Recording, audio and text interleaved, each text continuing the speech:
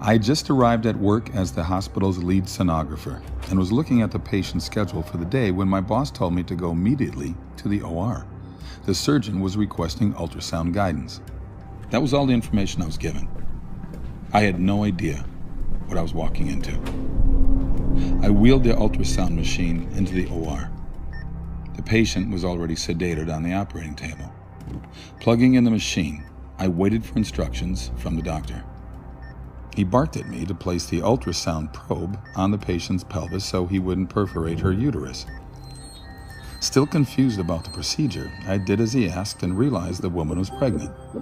She was in her second trimester, so I easily determined the gender of her baby, a little girl. Stunned, I watched the doctor thrust a catheter into the amniotic sac. The fetus dodged the catheter and tried to hide in the top of her mother's uterus to get away. In horror, I watched as he inserted a forceps clamp and grabbed her tiny leg. She writhed around in pain, trying to break free, but there was nowhere for her to go. Then the doctor pulled hard until her leg ripped away from her body. She recoiled and violently twisted around in pain and curled herself into a tight ball. But it was no use. The clamp grabbed her arm and she struggled to pull away. Her movements weakened now because she was dying. He pulled her arm off of her body. My vision blurred. My eyes filled with tears. The child again curled herself into a tight ball, but again, the device grabbed her other leg and it was ripped from her body. By now, her heartbeat had slowed significantly, but she was still alive. The clamp grabbed her last limb and ripped it off. She wiggled and squirmed around, and then her heart finally stopped beating. I announced that there was no more cardiac activity. The nurse and scrub tech in the room gasped, realizing for the first time that this was happening to a fetus that was still alive.